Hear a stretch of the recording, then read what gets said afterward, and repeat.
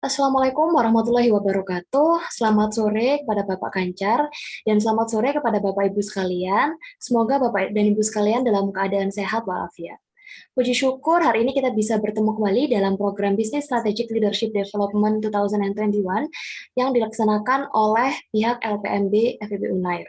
Perkenalkan, saya Hendy Risma Sabrina yang akan membantu kegiatan coaching pada hari ini. Hari ini kita berkesempatan untuk melakukan sesi coaching bersama dengan Bapak Dr. Ganjar Chandra Permananto, SEMSI, dalam program Server Leader. Sebelum memasuki acara inti, saya persilahkan kepada Bapak Ganjar untuk menjelaskan teknis pelaksanaan coaching pada hari ini secara detail, Bapak. Baik, terima kasih, Mbak Sabrina. Assalamualaikum warahmatullahi wabarakatuh, Bapak-Bapak sekalian, Ibunya belum tahu ada Bu Mira ya, Bapak Ibu sekalian. Terima kasih atas kehadirannya di sesi coaching. Kita sudah sesi workshop sudah berjalan, alhamdulillah. Kemudian sudah sesi coaching sebagai bentuk dari kita melihat link and match dari materi kita dengan apa yang kemudian terjadi di perusahaan Bapak Ibu sekalian di lingkungan masing-masing. Karena bisa jadi teori seringkali sudah berjalan, kalau tidak ada diskusi coaching seperti ini nanti materinya hilang gitu kan. Dan alhamdulillah luar biasa dari materi yang sudah dikumpulkan jam 1 tadi. Saya merasa keren-keren nih Bapak Ibu sekalian, luar biasa untuk materinya. Tapi mohon maaf saya belum bisa melihat semua. Dari yang saya sempat buka, materinya bagi saya sangat baik. Bapak Ibu bisa memotret permasalahannya seperti apa, kemudian apa yang kemudian harus dilakukan. Dan dari yang saya buka tidak ada aktivitas untuk semacam copy paste. Jadi pembelajaran yang Bapak Ibu lakukan dan kemudian untuk pemenuhan tugasnya ini saya sangat salut, luar biasa sekali terhadap aktivitas yang Bapak Ibu lakukan untuk memenuhi penugasan dari kami. Nah, penugasan yang saya berikan berkaitan dengan masalah server leader itu tentunya bukan hal yang sifatnya juga asal ya. Bukan kemudian cuman memberikan semacam permainan bagi Bapak Ibu sekalian, tapi kami tentunya ingin belajar juga apa sebetulnya terjadi di perusahaan Bapak Ibu sekalian, perubahan apa yang kemudian terjadi dan apa yang sudah dilakukan. Nah, jadi kami butuh untuk belajar juga Bapak Ibu, jadi di sini kita sama-sama saling kemudian belajar. Dan dari materi yang sudah sempat saya baca juga, ada yang memang melihat dari aspek yang luas, yaitu tentang perubahan karena subsidi yang ditanggung oleh pemerintah. Kemudian juga ada perubahan dari faktor teknis, karena memang Bapak Ibu ada yang dari aspek teknis. Nah, ini saya menjadi banyak belajar, terutama pengelolaan SDM di area teknis, terutama bagaimana untuk tenaga outsourcing di dunia teknis, bahwa perlu ada perubahan juga yang harus dilakukan. Nah, jadi saya apresiasi sekali Bapak Ibu, ini kalah bisa jadi mahasiswa S1 kami di UNER untuk tugas yang Bapak Ibu kerjakan ini benar-benar serius, bagus, baik dalam penilaian saya. Dari yang tadi sempat saya baca, enggak tahu yang belum saya baca, jangan-jangan nanti malah beda nanti hasilnya, tapi saya yakin enggak deh. Biasanya mahasiswa dari petrokimia ini juga luar biasa juga effortnya yang sudah masuk di MM. Baik, sebelum memulai diskusi, saya akan coba share screen sedikit saja. Bentar, ya. Saya punya sedikit catatan berkaitan dengan materi yang sempat kita diskusikan sebelumnya.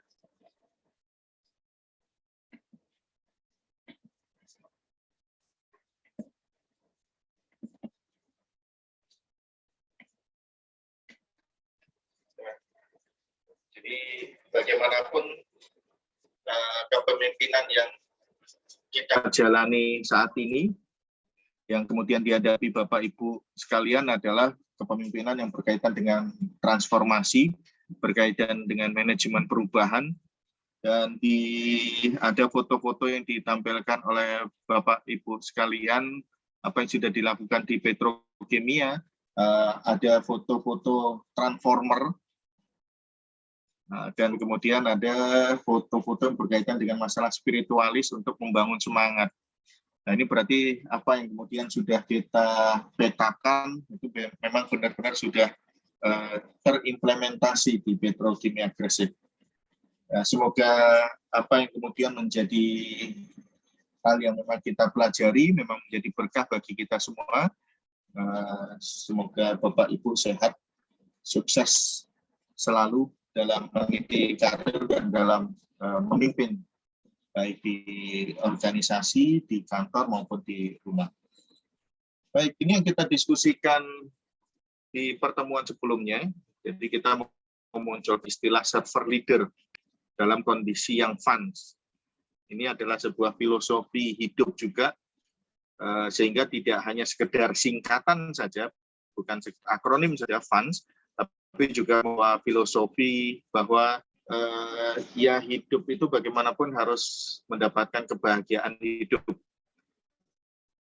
Sebagai apapun kemudian tantangannya, kita harus mencoba untuk selalu bahagia. Begitu ya, Bapak Ibu.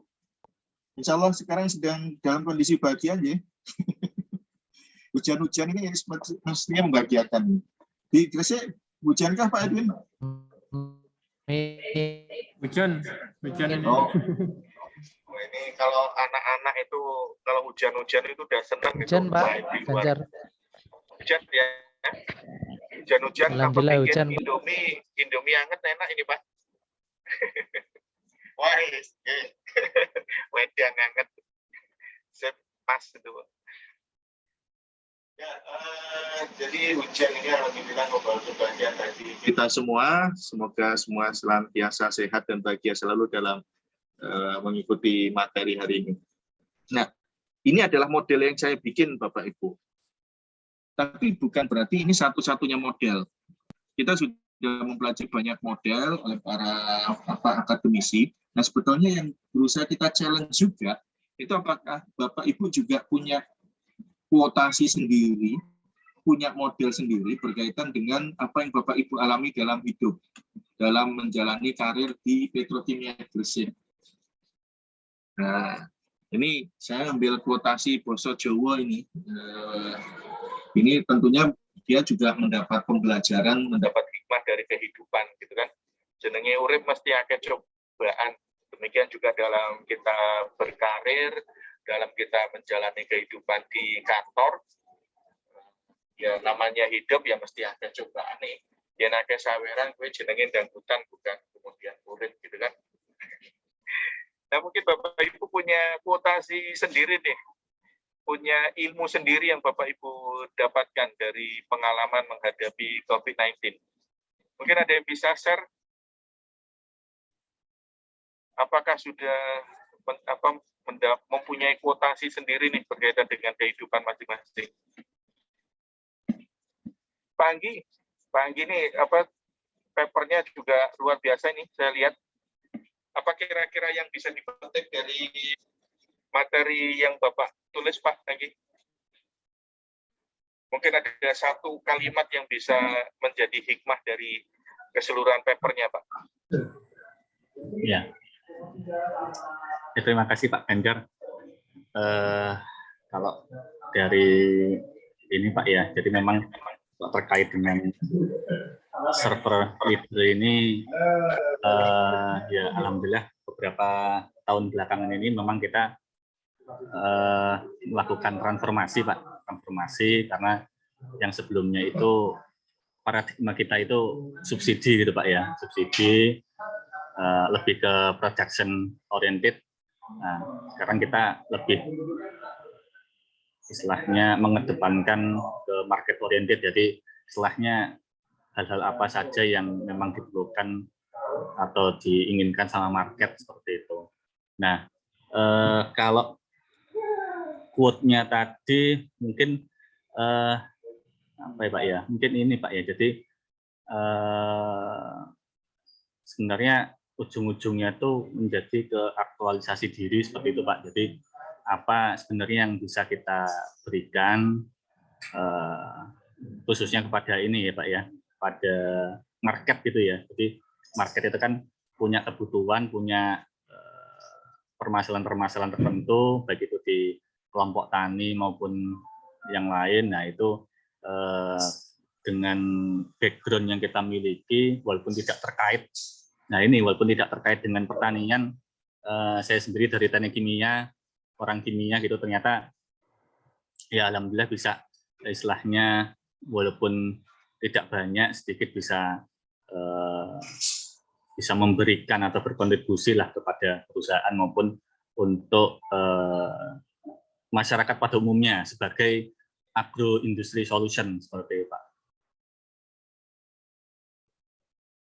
Kalau kita buat dalam satu kalimat gimana ya Pak Anggi? Nah itu gimana Pak ya? Saya sendiri dalam satu kalimat. Mungkin ini seperti ini Pak ya. Jadi berikanlah apa yang bisa kita berikan gitu ya, kita bisa sumbangkan semaksimal yang kita mampu, insya Allah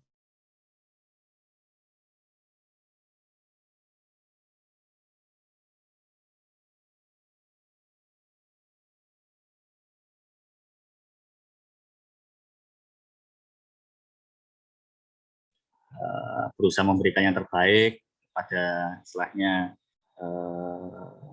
memberikan yang terbaik untuk menawarkan solusi-solusi kepada permasalahan yang ada. Insya Allah kita dan perusahaan kita akan sustain gitu, akan setelahnya akan berkelanjutan, akan tumbuh berkelanjutan karena memang dibutuhkan gitu ya untuk masyarakat. Nah seperti yang hadisnya itu kan seperti itu Pak. Jadi manusia yang paling baik itu adalah yang paling berguna kepada sesamanya seperti itu Pak. Jadi kalau di tingkat perusahaan ya berarti perusahaan yang paling baik atau perusahaan dalam hal ini yang bisa sustain terhadap fun itu, terhadap ketakutan gitu ya, terhadap unpredictable, terhadap novelty, terhadap shock gitu ya, atau istilahnya apa ya, perubahan-perubahan yang atau gejolak-gejolak yang istilahnya membuat kita shocking gitu. Nah itu kita bisa bertahan di dalam era fun itu kalau sebenarnya kita bagaimana membuat perusahaan itu bisa bermanfaat kepada masyarakat banyak, sehingga memang perusahaan itu bisa sustain seperti yang disampaikan oleh Rasulullah. Seperti itu Pak, mungkin Pak Ganjar. Terima kasih Pak. Terima kasih Pak Anggi atas ilmu yang Pak Anggi dapatkan. Saya dulu pernah punya sebuah lukisan karikatur diberi oleh mahasiswa saya, dan dia mengutip kata-kata yang pernah saya ucapkan di kelas. Be problem solver, not problem maker, gitu. Jadi dia masih ingat dan membuatkan karikatur itu buat saya. Nah ini tadi Pak Anggi menyampaikan bahwa kita harus ikut untuk menjadi solusi bagi permasalahan yang ada, berkontribusi, dan kalau bisa bukan malah menjadi permasalahan ya Pak, menjadi problem maker, memberikan kontribusi sebanyak mungkin, bukan kemudian memberikan permasalahan sebanyak mungkin. Terima kasih Pak Anggi, luar biasa. Siapa lagi nih yang satu yang sudah saya baca, sebentar saya cek dulu ya. Yang sudah saya baca tadi punyanya Pak Haidar, Pak Anggi, Pak Bahtiar.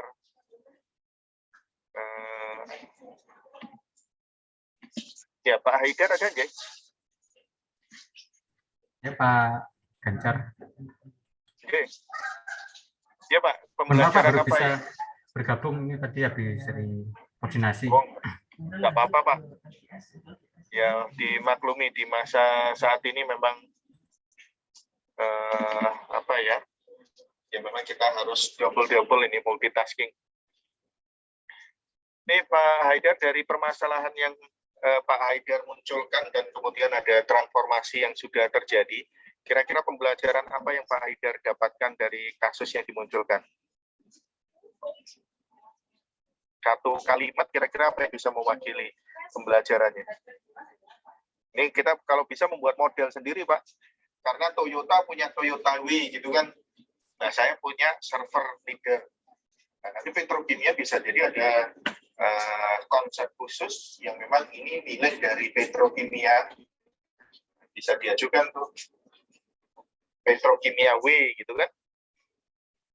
Jangan khawatir untuk membuat sesuatu yang baru, sesuatu yang memang milik dari Bapak Ibu sekalian, dan ini bisa dimunculkan menjadi tulisan-tulisan di petrokimia. Monggo Pak Haidar, kira-kira ilmu apa yang bisa Pak Haidar sharingkan bagi kita semua teman-teman dalam proses kepemimpinan menghadapi perubahan?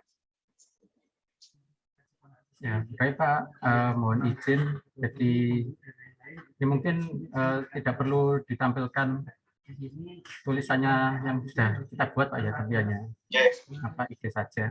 Jadi ini mohon izin sekedar sharing aja. Yang pertama tentu saja kita serahkan semuanya pada Allah Subhanahu wa taala, Pak. Jadi apa?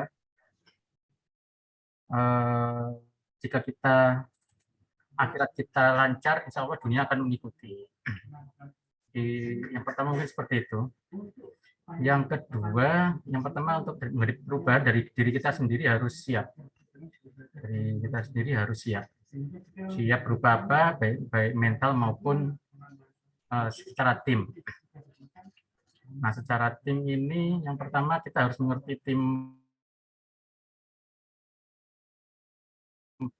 Jadi mungkin masing-masing tim itu kan anggota tim kan beda-beda kondisi, dan kita harus melakukan istilahnya pendekatan yang membuat mereka untuk siap menghadapi perubahan. Nah, kalau boleh saya analogi itu artinya semua anggota tim berperan dalam setiap perubahan, baik yang terkecil maupun yang jabatan terendah, misalnya jabatan terendah maupun jabatan tertinggi. Jabatan terendah misalkan mohon maaf OB misalnya. Untuk perubahan tidak hanya tergantung dari Petro saja, cuma semua yang bekerja di dalam sana memberikan kontribusi terhadap perubahan itu sendiri, dan semua harus siap. Jadi tidak hanya karyawan organik Petro saja. Kalau boleh saya memberikan analogi, itu yang terkenal itu Manchester United zaman dulu tadi Pak. Manchester United zaman dulu itu pelatihnya Sir Alex itu kan ada yang namanya Fergie Time. Nah, Fergie Time itu dia apa istilahnya? Dia dari keadaan ketinggalan, tetapi menjelang berakhir itu dia bisa membalikkan keadaan. Itu karena dia menganggap semua anggota timnya itu penting. Jadi baik dari yang tampil starting line up maupun yang cadangan, semuanya itu penting dan memberikan kontribusinya masing-masing. Itulah yang menyebabkan kalau saya baca-baca itu bahkan pemainnya sendiri pernah rela mati untuk Sir Alex. Jadi tapi pada intinya adalah semua tim itu berperan penting, baik yang terkecil maupun yang terbesar. Tidak seberapa penting kontribusimu sekecil apapun, tapi pasti akan berpengaruh pada performa tim secara keseluruhan. Demikian mungkin Pak sharing dari saya. Ya, luar biasa Pak. Jadi kita memang bisa belajar manajemen dari dunia kita masing-masing. Dari Manchester United yang bisa dapat ilmu juga gitu bagi orang yang sensitif. Jadi alhamdulillah ini saya melihat bapak-bapak, ibu-ibu sudah siap untuk menggali ilmu-ilmu manajemen dari hal-hal di sekitarnya nih, luar biasa. Bahkan dari Manchester United, dari hadis Nabi, dan sebagainya. Terima kasih Pak Haidar. Semoga quotasi kalimat yang saya buatkan mewakili apa yang Pak Haidar sampaikan. Ini bisa ditaruh di Facebook Pak Haidar. Dibuatkan poster. Mohon izin. Siapa lagi nih ingin menyampaikan sesuatu? Pak Ari, monggo Pak Ari Primantara. Saya belum baca punya Pak Ari, mohon maaf. Tapi mungkin bisa sharing sedikit dari apa hikmah ilmu yang didapat Pak Ari dari perubahan yang terjadi. Oke, terima kasih. Bismillahirrahmanirrahim. Assalamualaikum warahmatullahi wabarakatuh. Selamat sore Pak Ganjar dan rekan-rekan sekalian. Izin Pak, sekilas Pak terkait dengan hikmah yang mungkin bisa saya gali Pak dari yang saya tulis di paper. Ini latar belakangnya sedikit aja Pak. Jadi di paper itu saya menceritakan terkait transformasi di gudang Gresik Pak. Di mana kebetulan saya dulu lama di pemasaran Pak, di pemasaran sebelum pergudangan. Dan di pergudangan itu kondisinya gudang lini 1 Pak ya. Jadi kalau di bahasa perkerenan itu kalau dulu di pemasaran garis depan Pak, ini saya di garis belakang. Jadi beda Pak mindsetnya. Jadi orang-orang di terminal atau gudang dulu itu memang cenderung pasif. Nah, ini saya buat project Pak, ini saya juga izin pakai MK Pak. Pergudangan itu. Apa Pak? Oh iya, apa Pak? Pergudangan takkan terelakkan. Ini lagu Roma Irama itu pergudangan dan doa. Ini keren Pak suaranya Pak. Tapi pitch controlnya sedikit kurang. Ya mohon maaf karena hujan ini pitch controlnya kurang bagus. Enggak bercanda Pak. Saya tahunya di AVI dulu Pak sering akan dimantasikan pitch control padahal saya nggak ngerti apa itu. Jadi itu Pak, jadi saya menggerakkan teman-teman pergudangan dengan jargon mirip Pak Haidar, Pak GGMU Pak. Jadi gudang Gresik makin unggul. Karena saya yakin ketika kita punya campaign yang besar itu menggerakkan orang itu jauh lebih mudah karena tahu Pak visinya ke depan kayak gimana. Jadi hikmah yang boleh saya singkat Pak. Jadi kalau menurut saya juga terinspirasi dari Rasulullah SAW Pak. Karena menurut saya beliau itu sudah teladan sosok yang terbaik Pak. Dengan hikmah dari Rasulullah itu yang saya lihat berarti yang pertama kita harus mulai dari diri kita sendiri Pak. Karena saya percaya keteladanan adalah sebaik-baiknya pengajaran. Rasulullah nggak mungkin Pak dipercaya kalau nggak al-amin Pak bagi kaum Quraisy dan sebagainya. Dan yang kedua yang saya tangkap, mulailah dari diri sendiri, mulai dari hal kecil dan mulai dari sekarang. Kenapa hal kecil kita nggak mungkin merubah hal besar Pak kalau kita nggak bisa merubah hal kecil. Jadi itu Pak mungkin yang hikmah yang saya dapatkan Pak. Jadi keteladanan adalah aspeknya pengajaran dan mulailah dari diri sendiri, mulai dari hal kecil dan mulai dari sekarang. Ya, itu, tapi Pak. kalau yang 3M mulai dari diri sendiri, mulai dari kecil, mulai dari sekarang itu kuotasinya AA Kim itu. Oh gitu Pak ya. Nggak bisa di nyamper Pak Waduh. Siapa? Mantara gitu. Siapa? Ya, itu udah ada sumbernya sendiri dari AA Kim udah dikenal. Nah, kita yang dari Pak Ari sendiri, saya kira yang menarik tadi yang menggerakkan dengan adanya memberikan visi. Jadi memang pemikiran visioner ke depan dan bisa mengarahkan untuk bertransformasi, harus mengarahkan ini loh, kita mau berubah ke sini. Nah, itu penting untuk bisa lebih menggerakkan, menunjukkan visinya. Tapi visi itu memang harus bisa diimplementasikan, harus memang bisa tercapai dan jelas arahnya mau kemana. Nah, kalau kemudian sesuatu itu abstrak banget mimpinya, ya kayak seperti kalau mimpi pas tidur beneran kan mimpi kita abstrak gitu. Tapi mimpi seorang pemimpin, insya Allah yang kemudian bercita-cita besar itu akan memang bisa lebih menggerakkan. Ya seperti para pimpinan founder-founder Republik Indonesia kita kan mempunyai visi yang besar untuk merdeka. Ya, terima kasih Pak Ari Primantara. Ini jadi kuotasinya menarik, visi yang besar dapat lebih menggerakkan transformasi. Nah, ini semuanya harus ke transformasi. Ya, silakan bisa dibuat posternya ini Pak Ari. Gambar Siapa nanti izin saya tag Pak Ganjar nanti Pak. Siap. di IG. Oke, siapa lagi nih Pak? Tadi yang sudah saya lihat Pak Bahtiar juga nih. Pak Bahtiar ada nggak? Oh iya, Ada. Pak Bahtiar, silakan. Ya, Pak Ganjar. Suara saya sudah jelas, nggih? Jelas Pak, boleh Oke. coba tes mic juga Pak. Tes. Udah boleh mulai nyanyi Pak, silakan. Baik, mohon izin Pak Ganjar, teman-teman sekalian, izin share sedikit yang pengalaman yang saya lakukan ya. Ini skopnya saya rasa skopnya di bagian saya ya cukup kecil ya.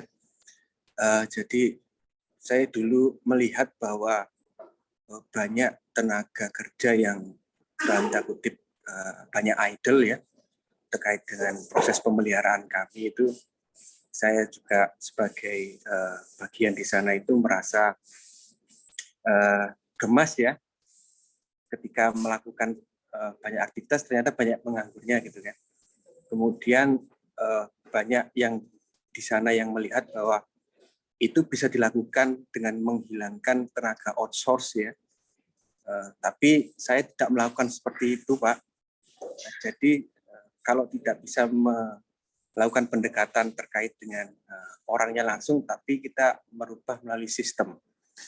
Ketika itu saya melihat bahwa banyak idle, tapi saya tidak bisa langsung menuju ke person ya. Kita langsung memecat itu kan tidak tidak ini ya, tidak baik gitu ya. Tapi kita rubah sistemnya. Sistemnya dari sistem pembayaran bulanan menjadi sistem pembayaran yang borongan. Saya juga melihat ada potensi melihat di bengkel-bengkel di Auto 2000 gitu Pak ya, bahwa itu ada proses pekerjaan jasa pemeliharaan yang dilakukan pembayaran secara borongan. Entah itu mengganti jasa ban, mengganti jasanya proses hostnya dan lain sebagainya, tapi itu yang coba untuk kami tiru. Ada skema awasi, meniru dan memodifikasi dari situ. Saya terinspirasi dari situ. Kemudian saya lakukan perubahan itu, saya merupakan perubahan sistemnya, sehingga alhamdulillah proses inefisiensi di sana sempat sekarang sudah turun gitu ya, dan sudah mengurangi beberapa persen karena tidak perform ya, seperti itu kinerjanya, dan akhirnya alhamdulillah kita sekarang sudah efisien ya dan efektif, walaupun di situ pasti ada beberapa pengembangan dari karena saya sudah tidak lagi di bagian situ ya, ini adalah sesuatu yang saya tinggalkan baik ya, seperti itulah saya boleh berbicara seperti itu. Jadi mungkin yang bisa saya utarakan ini Pak share-nya. Jadi mulailah sesuatu hal yang kecil tadi setuju, kemudian jangan melihat orang lain kita bisa meniru orang lain dengan sistem yang ada, awasi, tiru dan modifikasi itu ATM. Kemudian kalau kita tidak bisa merubah atau melakukan pendekatan secara personal, rubahlah sistemnya. Seperti itu Pak, mungkin beberapa share dari saya. Terima kasih Pak Ganjar.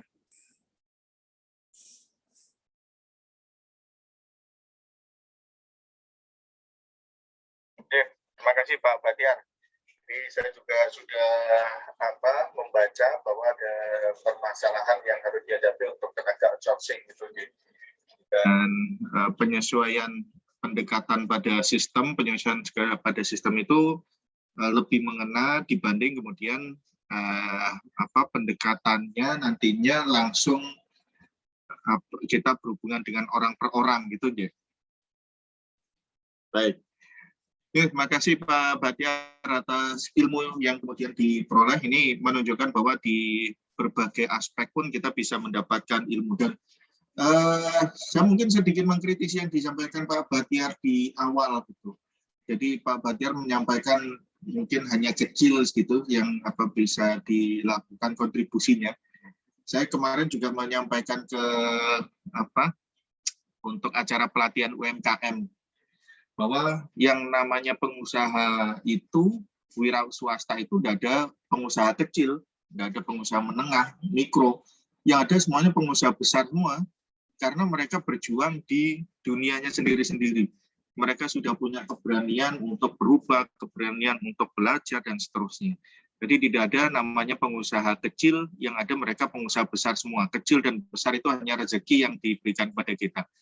Nah, kontribusi tadi yang disampaikan Pak Bahtiar, saya kira nanti kembali seperti yang disampaikan Pak Haidar, bahwa butuh kontribusi dari semua level, semua elemen, termasuk dari bidang yang kelihatannya kecil, tapi ternyata ini juga penting. Banyak orang melihat juga suatu institusi itu dinilai dari toiletnya, lah maka cleaning service kan penting juga, gitu kan Pak.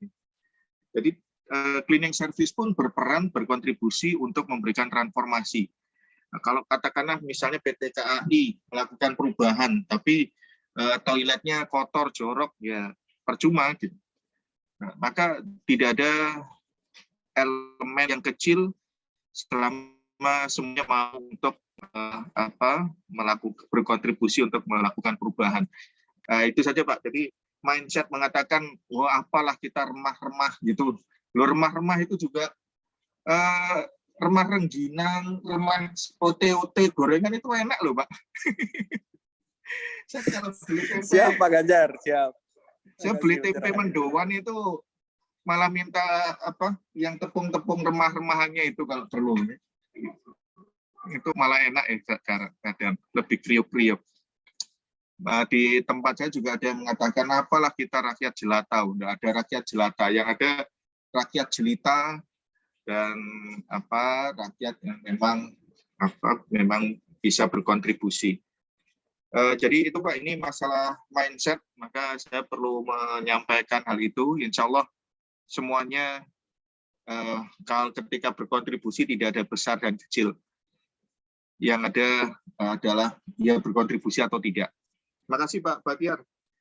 Terima kasih Pak Ganjar pencerahannya. Pak Bahtiar lebih cerah dari saya kelihatan gelap ini di sini. Pak Bahtiar malah lampunya lebih terang dibanding saya. Ini yang agak gelap ini Pak Dida yang Ardi ini. Cahayanya kurang terang kayaknya di situ. Pak Dida, ada hal yang bisa di-sharingkan kepada teman-temannya sebelum ke Bu Mira ini, biar ada wakilnya dari wanita. Pak Dida, ada pengalaman apa ketika menghadapi perubahan? Monggo. Baik Pak Ganjar, terima kasih Pak. Terkait dengan perubahan Pak di dalam tugas Carpal Leader ini dari saya mengemukakan terkait di dalam departemen unit kerja saya di Petrokimia Pak. Ini kan ada banyak perubahan yang terjadi, baik dari sisi SDM-nya yang berubah dari tadinya baby boomer menjadi milenial semua Pak. Terus juga terkait dengan perubahan secara teknis Pak ya. Kalau di departemen saya inspeksi teknik ini kan mengutamakan kehandalan pabrik, di mana pabrik ini bisa handal, tidak cepat terjadi downtime dan sebagainya, sehingga tadinya terkait dengan pola maintenance yang reaktif bagaimana bisa menjadi sesuatu yang prediktif. Ini memang di dalam perubahan itu kan pasti terjadi Pak, tapi bagaimana kita bisa berirama menari di atas perubahan itu, tapi tidak tenggelam di dalamnya, itu memang suatu hal yang harus kita lakukan. Memang untuk melakukan itu kan butuh usaha, butuh effort. Diulang lagi Pak kata-katanya, tidak harus tenggelam tadi gimana? Oh baik Pak, yang terkait dengan adaptasi Pak. Kalau kita bingung terkait adaptasi ya kita harus bisa bergerak. Jangan kita tenggelam di dalam gelombang perubahan, kalau bisa kita menari di atas gelombang tersebut Pak. Dan itu memang pasti banyak kesulitannya Pak, tetapi saat kita bersama-sama pasti kita bisa melakukan perubahan dan kita bisa yang kita tentukan tersebut. Di dalam perubahan itu kan ada solusinya juga Pak, dan itu sudah kita paparkan juga di dalam paper tersebut. Tetapi yang terutama untuk menjadi seorang leader itu menjadi suatu poin penting ya Pak. Seorang leader di dalam melakukan gaya kepemimpinan untuk tercapai di dalam perubahan tersebut, Pak. Itu kan dimanapun kita berada, dimanapun kita bekerja itu kan kita harus bisa menjadi role model, Pak. Dan itu adalah suatu pilihan. Apakah kita hanya menjadi beban atau kita bisa menjadi berkat? Apakah kita bisa menjadi suatu trouble solving atau menjadi trouble maker? Itu adalah suatu pilihan dan itu yang harus kita capai. Walaupun memang tantangannya berat di depan, akan ada banyak pain, ada banyak sesuatu yang menghadapi kita, tapi saat kita bersama-sama, kita percaya, pasti kita yakin.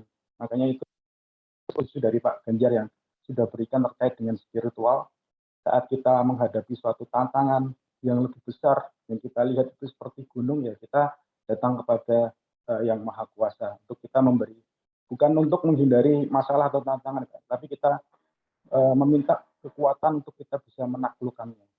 Karena kita harus percaya bahwa semua yang kita lewati itu, walaupun apa yang kita rasakan sekarang itu sakit dan atau pun sebagainya, pasti di ujungnya itu pasti indah pada waktunya dan sesuatunya pasti terjadi tepat pada akhirnya, Pak. Mungkin itu, Pak, yang bisa saya sampaikan. Terima kasih. Segala sesuatu indah pada waktunya, friend. Terima kasih Pak Dida atas hikmah yang sudah didapat dari perubahan yang terjadi. Bu Mira? Oh, masih diskusi sepertinya. Ya Pak. Oh, Iya Pak. masih sibuk, Bu Mira? Ya Pak, kenapa Pak? Oh ya, mungkin kita sudah mendiskusikan teman-teman, beberapa teman tentang hikmah yang didapat. Nah, ini saya mencoba menuliskan kuotasi-kuotasi kata-kata indah dari bapak-bapak. Nah, ini kalau dari perspektif Bu Mira, kira-kira hal apa yang didapat dari perubahan yang terjadi di petrokimia aja? Oh ya Pak, mungkin ini ya Pak ya, kalau terkait perubahan, kan perubahan itu apa ya, perubahan itu pasti terjadi. Yang tidak mungkin terjadi adalah tidak ada perubahan itu sendiri ya Pak. Jadi mungkin dari perubahan itu kita harus menikmati dan menghargai perubahan, karena disitulah kita dapat mensyukuri setiap hal yang setiap hal yang kita terima gitu Pak. Oke, nikmati dan syukuri ya Bu. Ya, nikmati dan hargai perubahan itu, karena itu merupakan bentuk kita mensyukuri apa yang diberikan Tuhan kepada kita. Bu Mira di bagian manakah? Saya di bagian pelaporan dan alokasi biaya Pak, di Departemen Akuntansi Biaya. Perubahan akuntansi yang terjadi sedemikian besarkah kira-kira di masa pandemi? Di masa pandemi banyak sekali ya Pak ya, kalau kita bicara soal perubahan itu ya, baik dari sisi karena misalnya di 2 tahun ini pun ya kita banyak mengalami perubahan, baik itu dari struktur organisasi, dari dampak pandemi, dari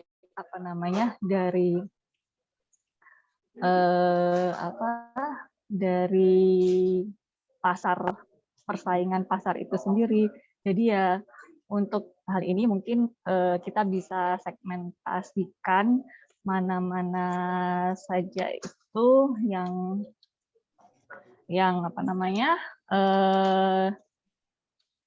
perubahan itu kita bisa segmentasikan. Jadi kayak misalnya pada saat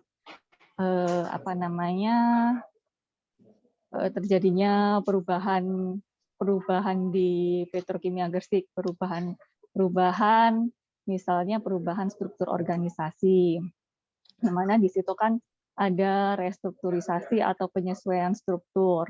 Penyesuaian struktur itu bisa meliputi peleburan, pemisahan fungsi, maupun pengurangan personil di dalam suatu formasi gitu kan Pak. Jadi nah itu kan juga kembali lagi merupakan turunan maupun sentralisasi program dari Pupuk Indonesia. Mau tidak mau kita perlu mendukung program tersebut karena kan itu juga merupakan komitmen dari manajemen maupun komitmen juga untuk perusahaan itu bertransformasi ke arah yang lebih baik supaya perusahaan itu tetap sustain di masa depan. Begitu. Nah, untuk mendorong untuk mencapai itu semua, misalnya ada perubahan struktur, tentu saja perubahan struktur itu juga kadang disertai dengan perubahan pedoman. Kemudian nah itu kan juga di situ kita juga terdampak, misalnya di Departemen Akuntansi Biaya gitu ya. Perubahan fungsi itu berdampak juga ke kita. Karena apa? Karena perubahan fungsi itu kan juga ada semacam perubahan struktur, itu kan ada juga perubahan pusat-pusat biaya ya Pak ya. Jadi keterkaitannya dengan kami, Departemen Akuntansi Biaya itu juga harus meremapping pusat-pusat biaya tersebut. Jadi istilahnya menata ulang pusat-pusat biaya itu sesuai dengan struktur yang sudah disesuaikan. Iya, ada pos-pos baru gitu Bu ya untuk penanggulangan COVID. Bukan hanya pos baru Pak. Jadi kalau misalnya struktur organisasi itu semula ada menjadi hilang atau kemudian dilebur gitu kan. Jadi kan pusat biayanya departemen tadinya ada menjadi hilang atau digabung dengan divisi misalnya SDM tadinya ada 3 departemen jadi 4 departemen gitu Pak. Jadi itu pembagian biayanya kan nanti harus larinya semua kan harus ke produk ya Pak ya.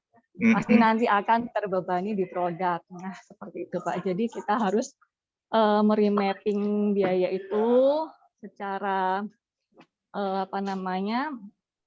secara reliable gitu. Tentunya itu juga perlu juga koordinasi dengan SDM juga, kemudian dengan dengan Pupuk Indonesia juga selaku pemegang otoritas untuk setiap perubahan yang terdapat di sistem itu juga harus ada otoritas dari TI juga kan. Kemudian baik dari atasan, dari unit-unit kerja yang terdampak juga seperti itu Pak. Jadi ya perlu banyak koordinasi untuk mewujudkan tatanan baru tersebut. Oke, makasih Bu Mira atas perspektif dari aspek akuntansi, nggih. Monggo sekarang saya nggak nunjuk deh. Monggo Bapak Ibu yang kira-kira ingin menyampaikan ilmu yang didapat kira-kira apa? Siapa tahu nanti bisa jadi amal jariah Bapak Ibu sekalian nih, hikmah-hikmah dan ilmu yang Bapak Ibu dapat. Kalau bisa dibuatkan bukunya malah lebih bagus lagi nantinya tentang bagaimana Petro bertransformasi. Silakan, kira-kira siapa yang ingin menambahkan, mengurangi, mengalihkan, membagi? Pak Ujang, silakan. Izin Pak Ganjar. Silakan Pak Ujang. Jadi ini kan ada perubahan struktur organisasi Pak ya. Saya dulu di Departemen Produksi 2A di bagian handal, kemudian berubah ke pengendalian operasi. Ekspektasi dulu ketika struktur organisasi berubah ini, di organisasi yang baru ini ada staff existing yang membantu. Ternyata di struktur yang baru itu benar-benar semuanya orang yang baru. Pekerjaannya juga baru. Sehingga jelas ini gap kompetisinya tinggi Pak ya. Setelah semuanya baru, ternyata keterisian formasinya juga hanya 50% Pak. Dari struktur yang baru pun terisi cuma 50%. Nah, dari sini saya belajar bahwa keterbatasan itu tidak menjadikan kita diam, Pak. Tapi dengan keterbatasan itu, kita berupaya semampunya untuk memperoleh hasil yang terbaik. Dan alhamdulillah sampai sekarang bisa berjalan, Pak. Walaupun dengan tentatif, Pak ya. Karena kita benar-benar baru. Itu saja sih Pak Ganjar. Makasih.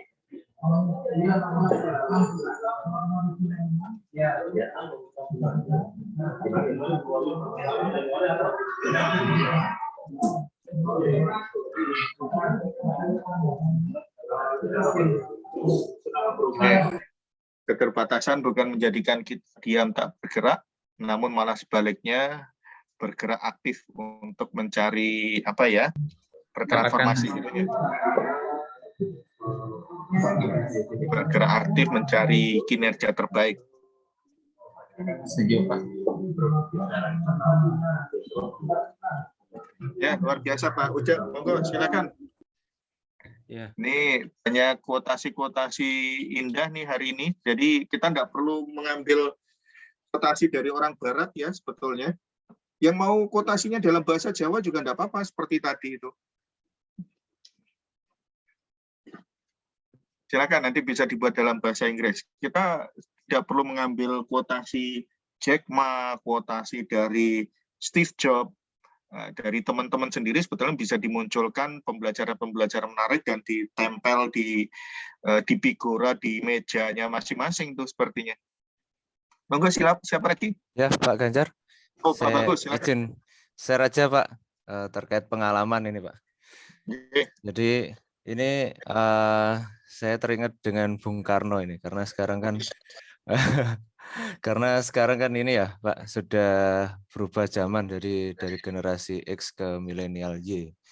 Jadi saya pernah itu juga pengalaman saya itu diberikan teman-teman yang baru dan milenial ya Pak saat itu dengan awalnya dengan porsi yang lebih besar untuk generasi Y atau kolonial ya Pak ya. Jadi saya pernah dikasih challenge itu ya. Gimana kalau dengan teman-teman baru gitu di suatu tim gitu. Nah, tidak masalah sih kalau dari saya dulu pernah. Jadi kalau Bung Karno itu ngomongnya ini Pak ya. Berikan 10, saya 10 orang pemuda ya. Saya akan mengguncangkan dunia, berikan saya 1000 pemuda, saya akan menggeser gunung katanya. Nah, dari situ saya coba rubah ya. Salah satunya yang pertama itu adalah saya beri kepercayaan kepada mereka. Jadi kepercayaan itu penting sekali karena apabila kita memberikan kepercayaan kepada seseorang, mereka akan ada istilahnya power of belief ya. Jadi pernah juga saya baca itu. Jadi apabila kita beri kepercayaan, mereka itu akan kreatif untuk membuat suatu perubahan yang luar biasa gitu Pak. Jadi terus yang kedua itu adalah mulai merubah dari mindset ya Pak ya.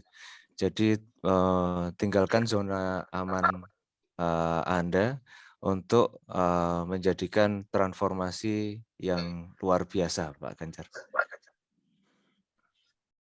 Ya, jadi memberi kepercayaan kepada mitra itu penting, tapi kadang kita harus bisa melihat siapa mitra kita juga ya Pak. Ya, karena betul, tidak Pak semua orang baik, tapi kalau di petrokimia, alhamdulillah kalau saya lihat tadi potensinya luar biasa semua.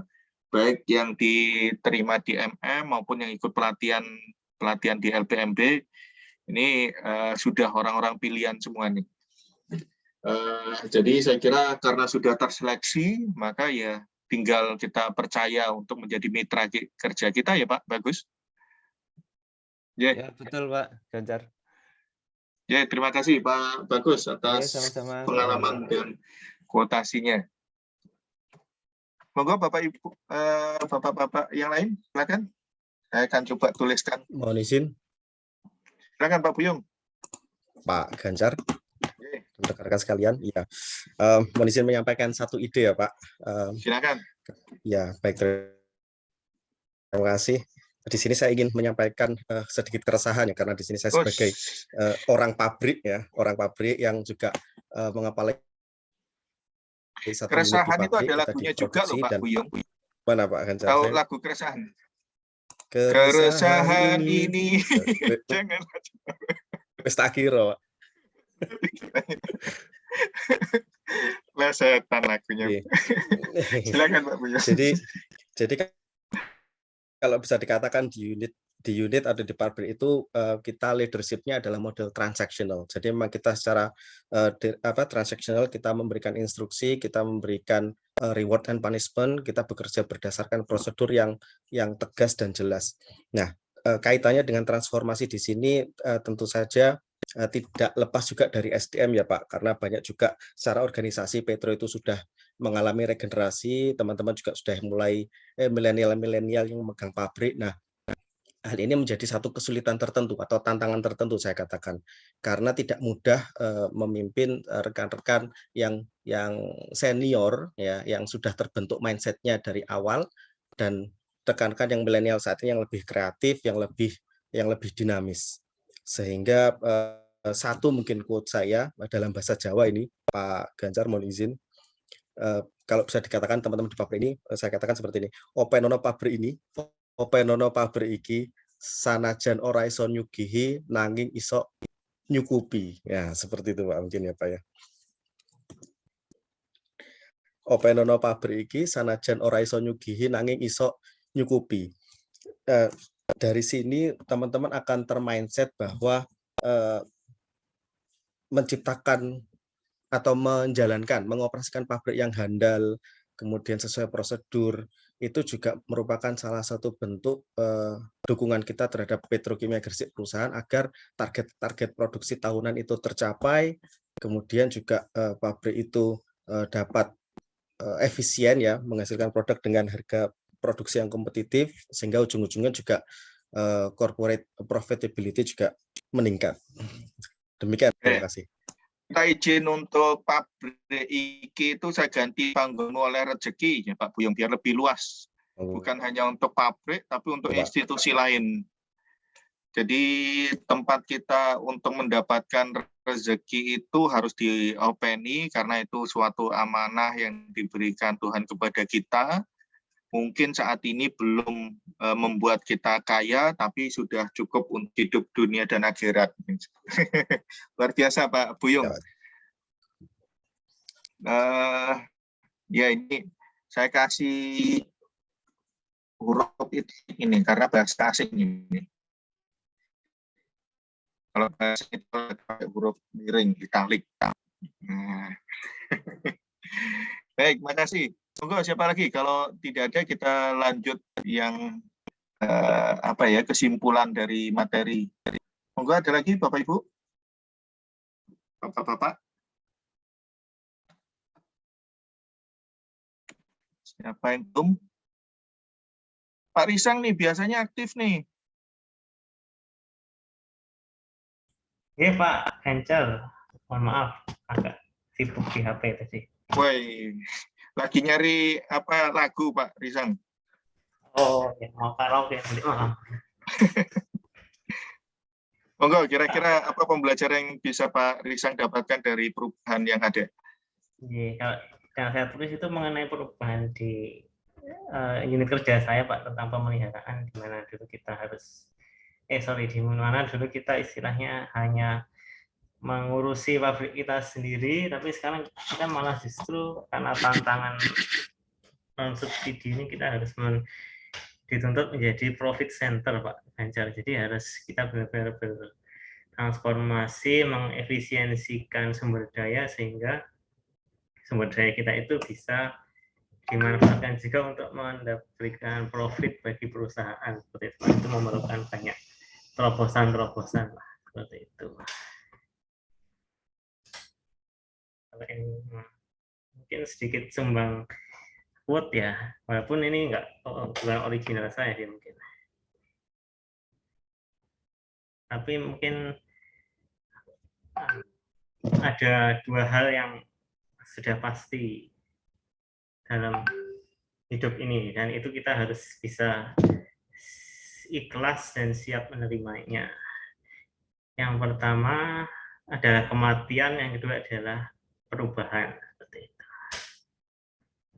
Mungkin ya agak mirip maupun yang sudah ada.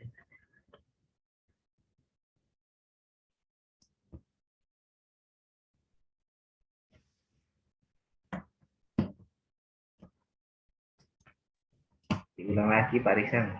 Oh, Pak Ganjar belum gabung. Oh, tunggu. Kita tunggu beliau. Grup berarti. Dengar Pak Risa, nggak dengar. Code-nya Pak Fatwa. Pak Fatwa ini ahli filsuf ini Pak Fatwa. Code-nya tuh ya ngono yo ngono ning ojo koyo ngono. Mohon maaf Bapak dan Ibu, untuk internet Pak Ganjar sedang bermasalah sehingga masih reconnecting. Mohon ditunggu sebentar. Ada lomba lagu Mbak berarti Mbak. Mohon maaf terputus internetnya tadi, Bapak-bapak. Jadi tidak bisa dengerin Pak Risang tadi barusan. Ya. Bisa diulang sedikit Pak Risang? Udah satu lagu loh tadi Pak. Waduh, Mas. Nggih. Ya, satu kalimat aja Pak Risang. Diulang referennya. Oh iya, apa tadi ya? Oh iya, ada dua hal yang pasti akan terjadi dan kita harus bersiap dan ikhlas menerimanya. Yang pertama adalah kematian, yang kedua adalah perubahan. Itu. Oke.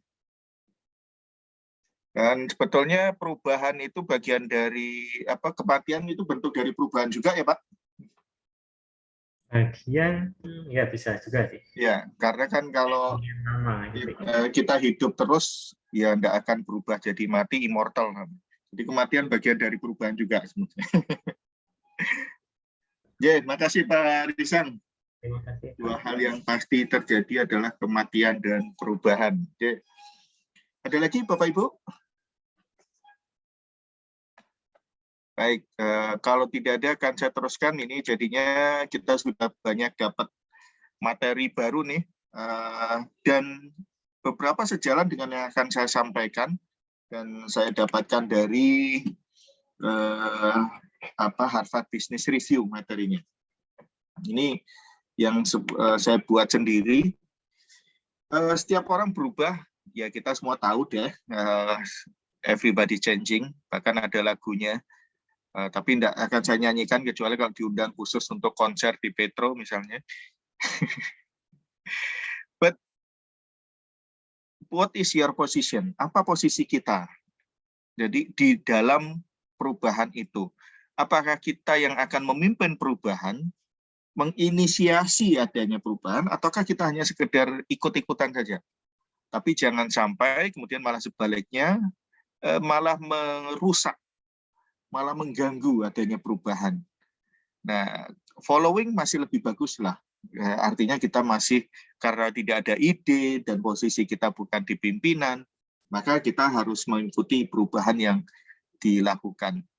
Nah, jadi ini adalah hal yang sekiranya cukup baik dalam perubahan. Kalau di sholat, saya membuat materi sholat jamaah based management, manajemen berbasis sholat jamaah.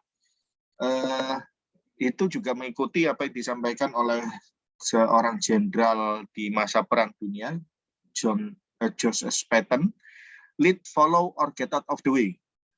Apakah kita posisinya sebagai pemimpin atau sebagai follower, ataukah kemudian kita ya tidak menjadi bagian dari kelompok itu. Dalam sholat jamaah juga seperti itu. Apakah kita memilih menjadi imam, menjadi makmum, ataukah ya udah tidak ikut dalam jamaah. Jadi itu adalah pilihan hidup kita. Kalau memang tidak suka terhadap perubahan yang dalam institusi itu, ya get out saja, cari institusi baru. Nah, dan itu berlaku baik untuk peraturan di keluarga, peraturan di RT, RW, hingga kemudian bernegara. Pilihan kita sebetulnya adalah lead, follow, or get out of the way. Itu diajarkan dalam sholat jamaah sebetulnya. Karena dalam sholat jamaah yang menentukan dan memulai adalah memang imam, bahkan makmum tidak boleh mendahului. Nah, dalam itu buku yang sudah saya buat tahun berapa ya, 2019 insya Allah. Nah, ini materi yang saya dapatkan dari Harvard Business Review, HBR, bahwa seperti yang tadi disampaikan Pak Haidar juga, semua level itu harus berubah. Dan semua level adalah manajer perubahan. Jadi tidak ada level yang kecil, baik level di CEO, level strategik, menengah, maupun kemudian operasional, semuanya adalah manajer perubahan. Semuanya terlibat dalam perubahan itu. Ini disampaikan oleh Vanessa Boris di 2020. Nah, apa yang harus dipersiapkan agar kita siap menjadi manajer perubahan adalah ya menyiapkan diri kita untuk terbuka terhadap perubahan. Kalau sejak awal kita tidak terbuka terhadap perubahan dan status quo, ya udah, kita akan menjadi penentang dari perubahan itu. Maka keterbukaan kita ini adalah seperti kita diskusikan kemarin, itu adalah menjadi mindset. Makanya di awal kita sampaikan manusia itu adalah makhluk perubahan. Ini adalah menjadi mindset yang memang kita harus berada dalam kondisi perubahan. Dan siap kalau kemudian terjadi perubahan yang akan terjadi, apakah oleh faktor internal maupun eksternal. Dan dua-duanya berjalan. Ya. Jadi yang harus kemudian kita lakukan adalah sebisa mungkin kita dalam perubahan itu produktif, menguasai hal-hal baru, keterampilan-keterampilan baru, maka yang dilakukan oleh Petrokimia ini dengan mengadakan acara seperti ini adalah untuk men-challenge Bapak Ibu sekalian untuk mendapatkan hal-hal baru. Kira-kira apakah ada materi keuangan, pemasaran, SDM yang kemudian baru didapat dari para mentor yang dari LPMP. Nah, dan setiap waktu, saya kira setiap tahun kita harus mendata perubahan apa yang sudah kita lakukan dalam diri kita sendiri. Tahun ini kita sudah melakukan perubahan apa, tahun depan kita perlu perubahan apa lagi. Jadi, paling tidak membuat list untuk apa yang akan kita lakukan.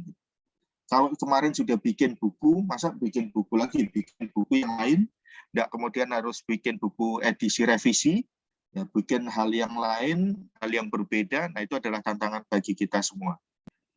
Nah, ini ke quotasi dalam bahasa Jawa ini yang saya kira menarik filosofinya.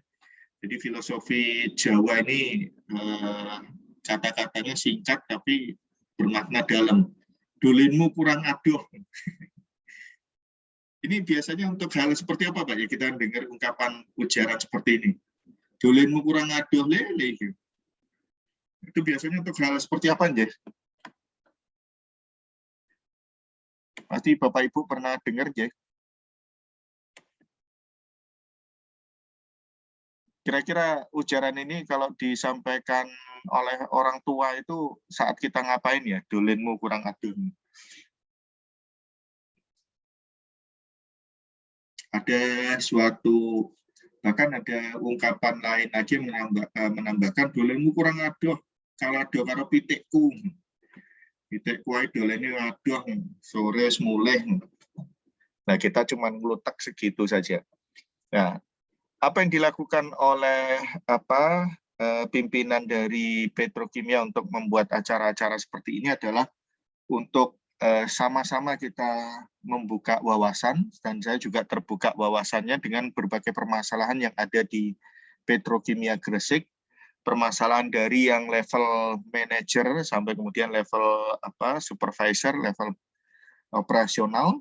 Nah, jadi ini akan menjadikan wawasan kita bertambah, dan itu adalah bagian dari kita untuk mengurangi kondisi di mana mainan kita kurang jauh. Jadi dengan bertemu dengan banyak pihak seperti ini adalah bagian dari kita mencoba menambah wawasan sehingga ketika kita mengambil keputusan, opsional yang kita dapatkan itu bisa lebih banyak dibanding tadi Pak Batiar ya menyampaikan melakukan ATM, amati, tiru, modifikasi. Semakin banyak diamati, semakin banyak menjadi benchmark, maka dolen kita malah jauh. Dan kemudian opsi yang kita dapatkan bisa jadi tambah banyak. Sebagai analogi adalah, kalau misalnya anak SD, kelas 2 SD dikasih uang 100.000, maka karena wawasannya terbatas, dia hanya berpikir menggunakan uangnya itu kalau nggak beli snack, ya beli mainan. Tapi bagi kita yang 100.000, karena wawasannya bertambah, maka bisa jadi uang 100.000 itu untuk alternatif yang lain, lebih banyak lagi, termasuk aktivitas untuk donasi, untuk berbagi, karena dengan donasi akan menjadi investasi dunia dan akhirat. Dari dunia uang kita akan berlipat, untuk akhirat ia akan menjadi investasi yang luar biasa. Gitu. Jadi ketika dulin kita adoh, kita banyak teman, banyak diskusi, nah, maka opsi wawasan kita akan menjadi luar biasa. Nah, dan ini tadi model yang ini pernah saya sampaikan Bapak Ibu di pertemuan sebelumnya ya.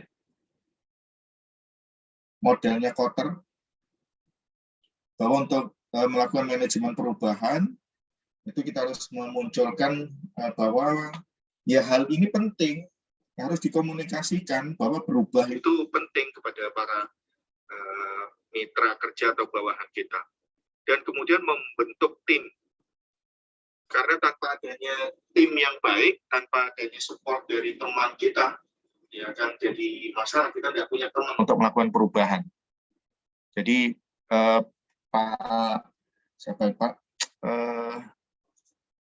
Pak Johan, Pak Ignatius Johan kemarin ketika mendapatkan honoris causanya, beliau juga menyampaikan bagaimana melakukan perubahan terhadap PT KAI. Jadi ya harus ada teman yang kemudian bisa diajak.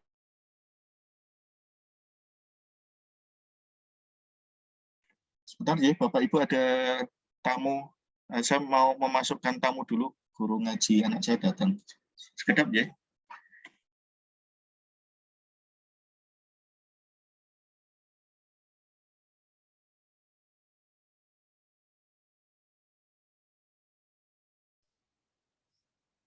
Mungkin sembari menunggu Bapak Ganjar, saya izin mengingatkan kembali untuk Bapak Ibu mungkin bisa mengisi form yang ada di kolom chat Zoom. Evaluasi Bapak Ibu.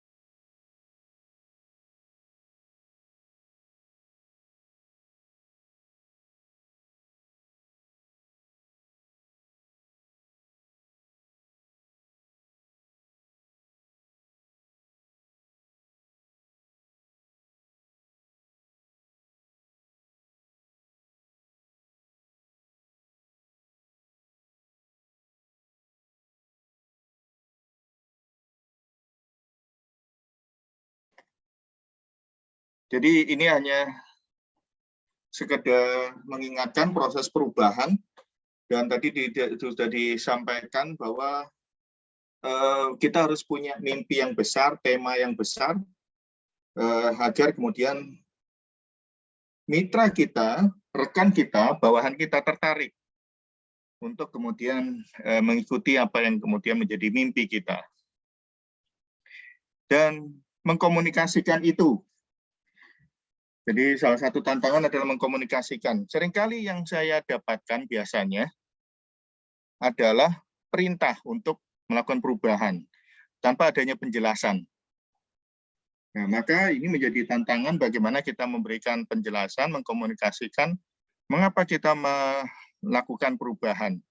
Nah, kalau ini dilakukan dengan WA, dengan kemudian diskusi tertulis, nah itu seringkali akan menjadi hambatan. Mohon maaf, agak ngos-ngosan naik turun tangga.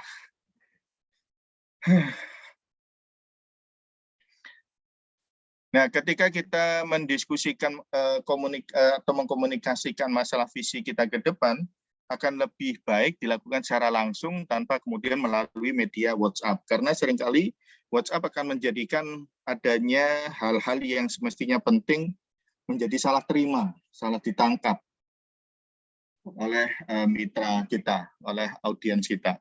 Jadi akan lebih baik kalau dilakukan secara langsung. Kemudian mendukung aktivitas-aktivitas yang ada, jadi harus ada fasilitas-fasilitas, kemudian penghargaan-penghargaan yang kemudian akan kita siapkan terhadap pencapaian yang terjadi. Baru kemudian harus mensyukuri apapun capaian yang kita dapatkan, sekecil apapun harus kita syukuri. Kalau kami misalkan di level fakultas dapat penghargaan, ya itu harus diumumkan. Di level universitas dapat, alhamdulillah diumumkan juga. Sampai kemudian level nasional dan internasional. Jadi kita tidak melihat bahwa penghargaan dari mahasiswa pun itu sebuah hal yang luar biasa sebetulnya. Jadi tidak ada sesuatu yang kecil, semuanya adalah besar, semuanya adalah merupakan nikmat dari Tuhan kepada kita sekecil apapun. Jadi ini merupakan bentuk bagaimana kita memberikan perubahan, dan setelah kemudian hal yang kecil kita harus bergerak lebih tinggi lagi. Ini sama seperti dalam surat Al-Nasrah bahwa ketika sudah selesai satu tantangan, maka kita harus masuk ke tantangan yang berikutnya. Dan menjadikan perubahan itu sesuatu yang sudah menjadi budaya bagi kita semua. Ini materi quarter untuk perubahan. Nah, ada juga materi yang menarik oleh Ron Carucci tentang bagaimana seharusnya leader berada dalam perubahan organisasi.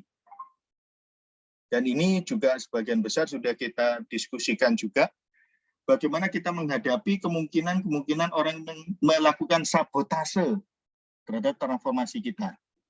Nah, ini di diskusi tadi, kalau kita mending kita sebagai leader, kalau tidak ya menginisiasi saja, kemudian biar orang lain menjadi leader, atau bisa jadi kita sekedar mengikuti, asalkan kita bukan bagian dari problem maker, ataukah bahkan mensabotase perubahan yang terjadi.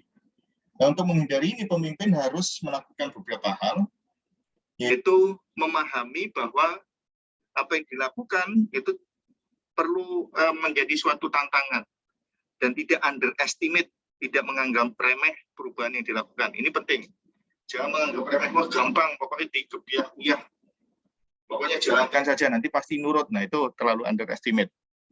Realistis terhadap kapasitas organisasi, karena bisa jadi level karyawan kita berbeda dengan level karyawan dari perusahaan pesaing misalnya.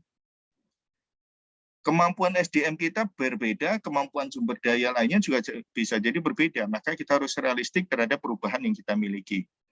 Tapi ini adalah di luar manajemen spiritual.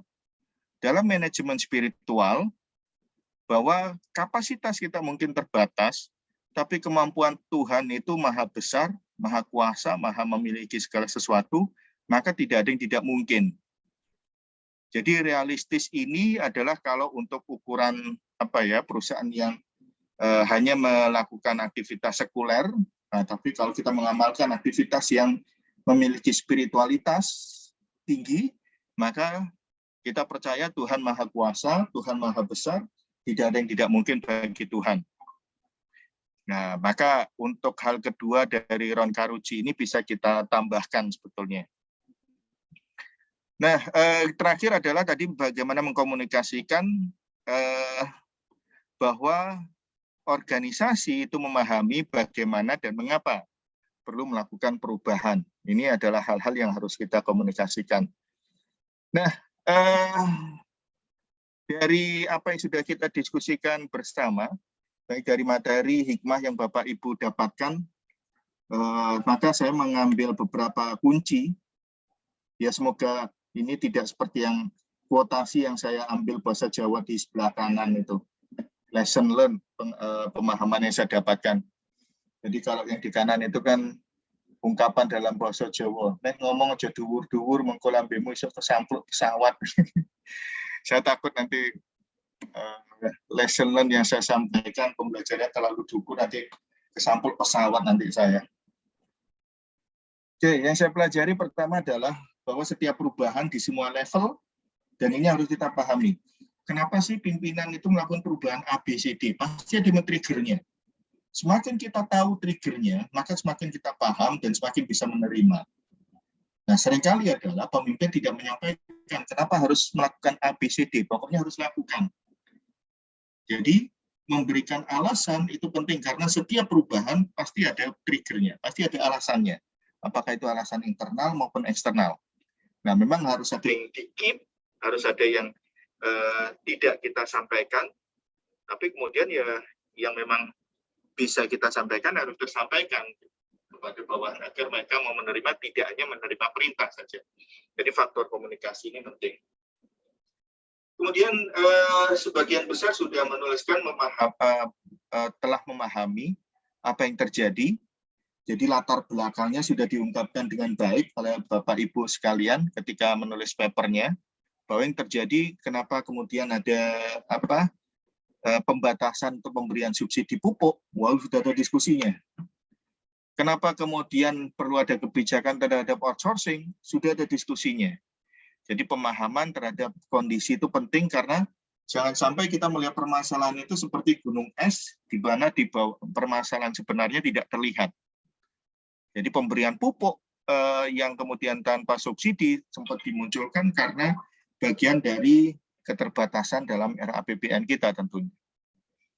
Dan tadi kita mendiskusikan masalah dolenmu kurang adoh, itu adalah untuk bahwa kita butuh berbagai macam opsi pilihan dari solusi. Nah, pilihan dari solusi ini akan kita dapatkan ketika kita banyak berinteraksi dengan orang, banyak melakukan benchmarking, dan kemudian banyak melihat kasus-kasus, terutama di materi pelatihan, materi pendidikan, kita akan melihat beberapa opsi yang muncul dalam proses pengambilan keputusan. Jadi kalau tidak punya solusi, yang kita lakukan adalah belanja. Bisa belanja sendiri, yaitu melihat kasus-kasus yang ada, mengikuti pelatihan, pendidikan, atau kemudian belanja dari konsultan. Belanja yang lain adalah, ya kalau belanja spiritual, ya kita mohon doa, kita berdoa, mohon diberikan solusi, jalan yang terbaik untuk menyelesaikan permasalahan. Nah, jadi kita bisa belanja solusi permasalahan dari arah manapun. Nah, yang jelas harus memilih opsi yang paling optimal dari kendala yang ada. Jadi harus dipahami pasti ada kendala dari semua hal. Nah, cuman kemudian harus dipilih yang paling memberikan efek manfaat banyak dan efek mudarat yang sedikit. Jadi setiap opsi yang kita miliki harus dibuatkan plus minusnya. Apa manfaatnya dan apa negatifnya. Yang paling banyak mudaratnya dan paling sedikit manfaatnya itu kita coba coret. Tapi setiap pilihan pasti ada risikonya, pasti ada kelemahannya. Untuk itulah kemudian kita masuk kepada risk mitigation, mitigasi terhadap risiko yang ada. Jadi ini dari semua paper yang Bapak Ibu kumpulkan, lesson learn yang sebetulnya berusaha kita munculkan adalah seperti ini. Sedang untuk tugas di LinkedIn, itu adalah untuk kita melakukan aktivitas understanding, kita melakukan ikro, jadi kita berusaha menjadikan Bapak Ibu lebih bisa melihat apa yang terjadi pada kondisi lingkungan di sekitar kita, baik lingkungan pasar, lingkungan kompetitor, konsumen, itu terutama yang harus kita lihat. Jadi masing-masing diharapkan bisa memiliki understanding, pemahaman terhadap strength, weakness, opportunity, threat, atau yang kemudian saya ganti dengan SPOC. Strength, potential strength, opportunity, dan challenge. Demikian dari diskusi hari ini.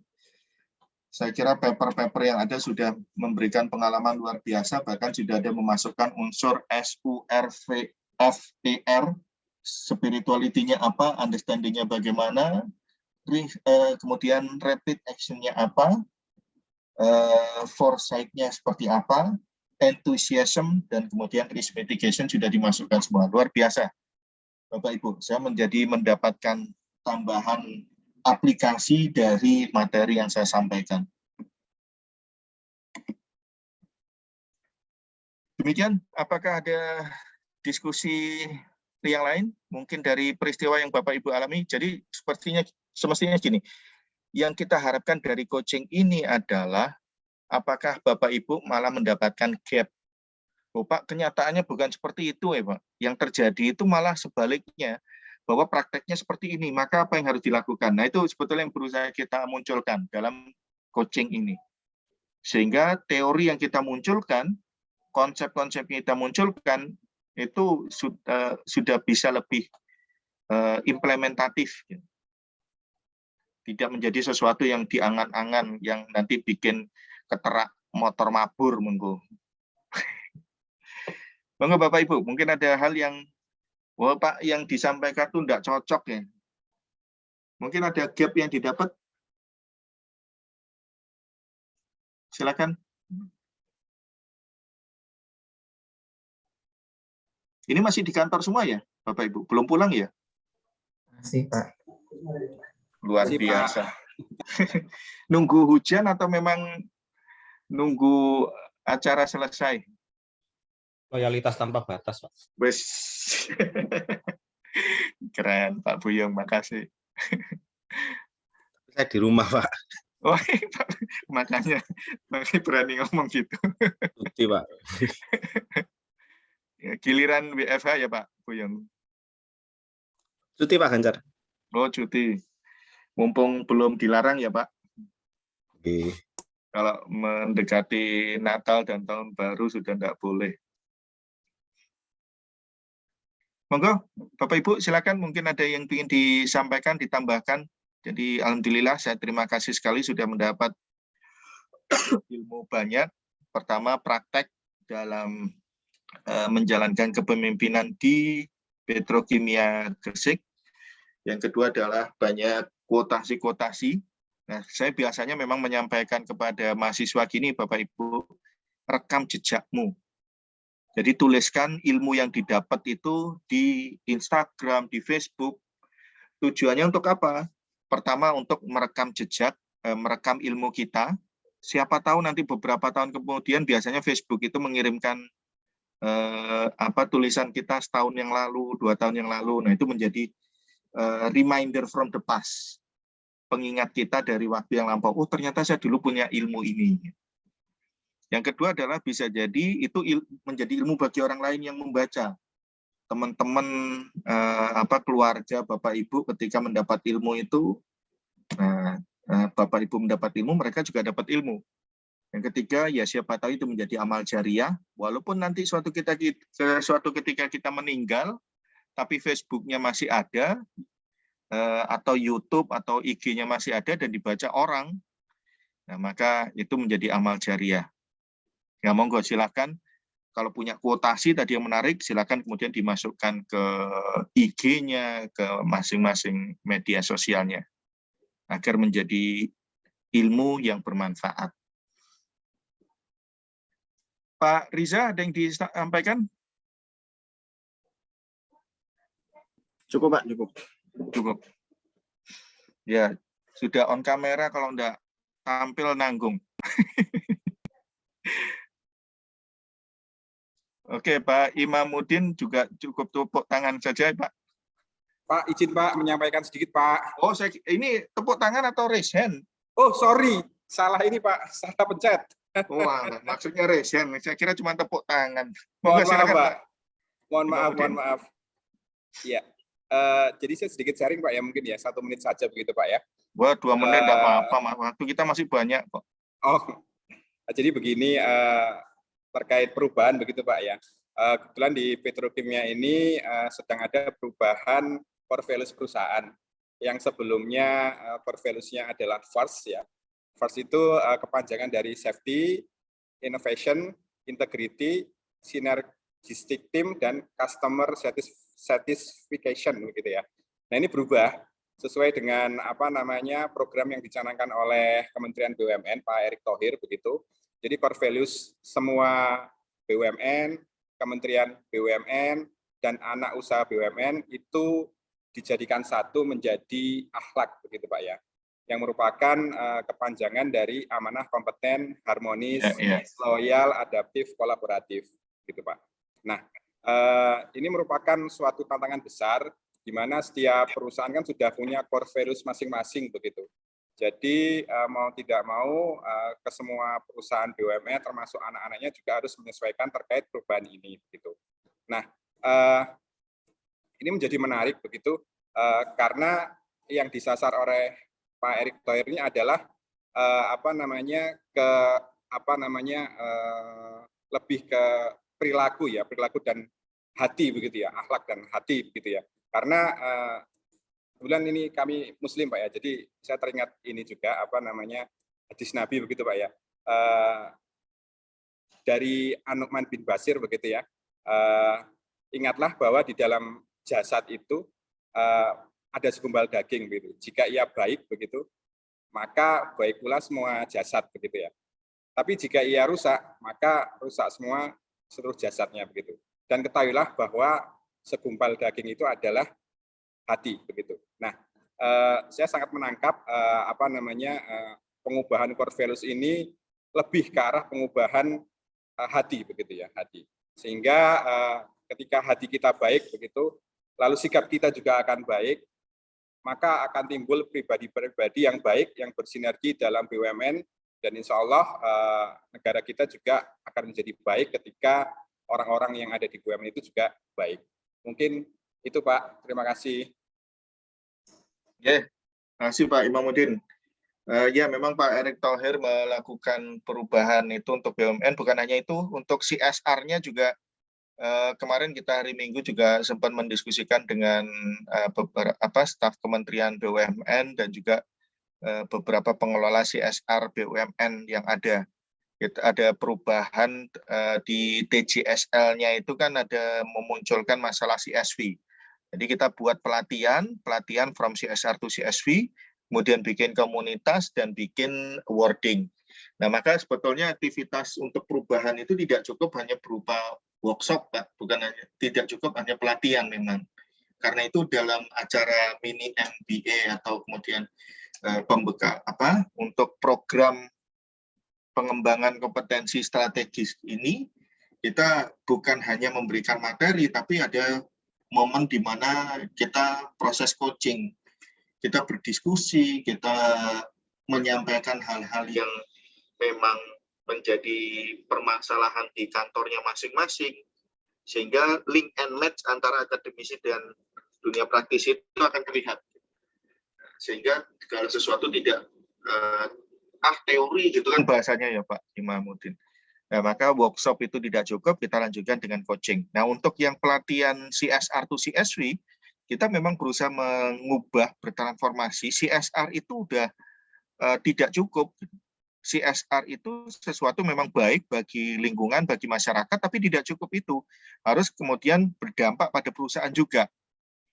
Jadi CSV adalah creating share value, lebih melihat bahwa ya CSR-nya harus berkaitan dengan strategi perusahaan. Jadi BUMN juga diharapkan berbagi kepada masyarakat, tapi sesuai dengan core bisnis perusahaan. Gitu. Kalau di bidang pupuk, ya kemudian berbaginya harus yang ada kaitannya dengan pupuk juga. Gitu. Kalau kemudian berbaginya untuk membuatkan lahan hijau misalnya, atau membangun rumah, lah itu kan bukan core bisnis dari petrokimia. Nah, hal-hal seperti itu yang juga kita sedang diskusikan kemarin Pak Imamuddin, untuk mengubah mindset itu pertama butuh keterbukaan, tapi di sisi lain juga butuh adanya proses sosialisasi dan kemudian diskusi yang panjang, dan kita akhiri dengan adanya CSV awarding. Nah, itu bagian dari kita mengapresiasi dan termasuk mensosialisasi bahwa ini yang sukses, ini yang memang sejalan dengan CSV, dan ini yang masih belum CSV, ini yang masih CSR. Hal-hal itu saya kira sudah coba kita lakukan juga Pak Imamuddin untuk kita bertransformasi, mensosialisasikan perubahan yang ada. Terima kasih tambahannya Pak Imam. Siapa lagi ini yang mau berpendapat? Ada lagi Bapak Ibu? Pak Ganjar, izin. Silakan Pak Anggi. Izin membuka diskusi Pak. Tadi. Silakan. Mohon izin, tadi cukup menarik bagi saya yang terkait firman Allah ya, yang alam nasrah tadi. Istilahnya kurang lebihnya ketika kita sudah menyelesaikan suatu pekerjaan, adalah segera untuk bisa memulai pekerjaan yang lain seperti itu. Nah, Bisa Robika Fansa, Baila Robika Farhop. Oke. Nah, ini kalau saya sepemahaman saya mungkin mohon juga masukan dari Pak Ganjar dan teman-teman lain. Ini kalau kita kaitkan, kalau saya kaitkan dengan ilmu manajemen terutama terkait multitasking.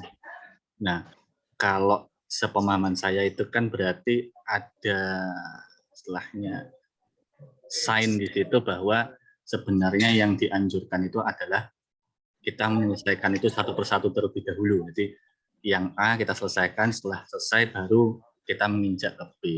Nah, itu kalau saya juga kaitkan dengan filosofi project Pak ya. Jadi kan ada 3 triangle itu antara quality, kemudian ada time, dan ada cost.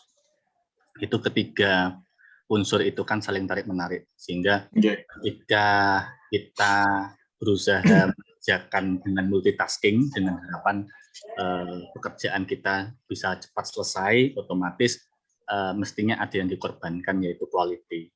Contohnya saja kalau misalkan yang akhir-akhir ini dengan online itu kan memungkinkan kita untuk melakukan Zoom di 2 tempat sekaligus. Nah, itu otomatis secara kualitas penangkapan kita, kemudian diskusi di 2 Zoom secara bersamaan itu akan menurunkan kualitas. Walaupun di sisi lain secara time, secara delivery akan lebih cepat terselesaikan. Nah, itu terkait dengan transformasi dan multitasking tadi. Kira-kira menurut Pak Ganjar itu bagaimana kita bisa menemukan irama yang pas terkait transformasi itu sehingga transformasi itu bisa berjalan tidak terlalu cepat, istilahnya cepat gitu ya, cepat tetapi tidak mengorbankan kualitas transformasi yang kita usung. Nah, seperti itu suatu hal yang istilahnya kita ingin mendapatkan transformasi yang cepat dengan kualitas yang baik, tetapi sebenarnya 2 hal itu kan saling ada trade off di situ, dan kalau kita berkaca kepada apa yang difirmankan Allah yang seperti tadi itu, bahwa kemungkinan kalau multitasking itu tidak dianjurkan. Nah, ini kalau menurut Pak Ganjar seperti apa Pak Ganjar? Terima kasih Pak. Baik, terima kasih Pak Anggi. Saya kira kalau masalah multitasking kita harus malah belajar dari seorang ibu rumah tangga ya Pak Anggi. Karena ibu rumah tangga itu pakarnya untuk multitasking. Sambil masak, ngawasi anak, gendong anak, dulang, sambil nonton sinetron gitu kan. Jadi luar biasa pekerjaan para ibu rumah tangga. Mereka kelihatannya tidak bekerja yang dibayar, tapi pekerjaannya sebetulnya luar biasa dan multitasking.